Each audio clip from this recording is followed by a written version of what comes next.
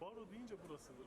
Tevgera jina azad li ser xwekuştina Garîbe Gezer û ji bo azadkirina Aysel Tuğluk daxuyeniyek da Garîbe Gezer hevseroka Partiya Herêmên Demokratîk DBP ya navçeya Kerborana Mêrdînê bû. Ew di sala 2016 de hate girtin û cezayê hetayê lê hate birîn. Lê Garîbe li girtîgehê bi nameyan bi telefonan ragihand û îdia kir lê îşkence tê kirin, êrişa zayendî li wê hatiye kirin û derûniya wê xerabiye. Di nehê meyê de jî hate îdia kirin ku Garîbe di hucreya ku bi serê xwe tê de dimîne xwe kuştiye. Li wê êrişa zayendî hat kirin, piştî vê êrişê hewilda xwe bikujit. Ji bo dengê xwe bide bihîstin pir hewilda. Dixwest îşkence, lêdan û êrişên zayendî li ser wê bidawî bibin. Bangewazî dikir, lê ew êdî ne di nav me de ye. Ev intihar kirin, intiharekî ew kiriye nîne, em wisa dirin. İşkenceyekî, derûniyekî wisa zindanê da ser garîbe hate ava kirin.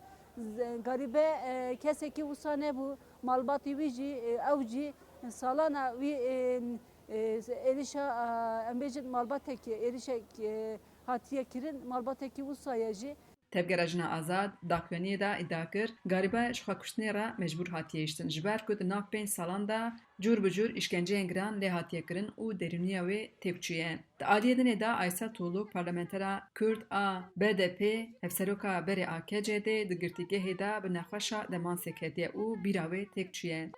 Hûn dizanin îro girtîgehê Tirkiye û Kurdistanê bûne mîna girtîgehên îşkencehane û mala mirinê.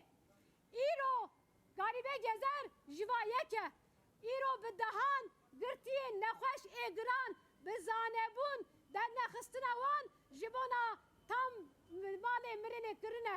Ji bona wê îro tê xwestin şexsê Aysel Tuğluk da asna bi jinê Kurdan ra bi gelê Kurdan ra întiqam were dayîn bigirtin. Awqatên wê ragihandin ku roja ku dayîka wê li Enqereyê hate definkirin û bi êrişên nîjadperestan ji gorî hate derxistin, derûniya Aysel Tuğluk têkçûye û ji wê royê şûn de hişê wê nemaye. Tevgera jina azad anî ziman ku Aysel Tuğluk bi serê xwe nikare li xwe binêre û ji bo azadiya wê bang kirin. Vekilê me Aysel Tuğluk ve 5 sala zindanê daye nexweşiyekî wî heye. Ew nexweşiyê de îro hiç em dibînin bi rastî nezbûnekî tund heye, nezbûnekî bêedaletî heye. Biryara em bêjin hatiye dayîn bi rastî cezakirinekî binê bêvala ye. Ama nexweşiya jî heye. Vî aliyê de mesela bi rastî destgirtinekî nezbûnekî birdozî heye. Ji bo Aysel jî ji bo girtiyên siyasî hemî aynî watê de nezbûnek heye.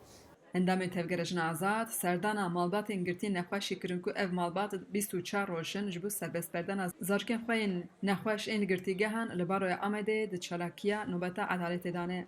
Em dibêjin bira biriya hiqûqê, em dibêjin biriya aşîtiyê, em dibêjin jiyaneka wekhevî. Ama li hember vê nakê ev pergal çil sermedi meşîne, tunekirinê fers dike, qetliyama fers dike, zindana fers dike. Di zindana de zindaneka din li ser me fers dike.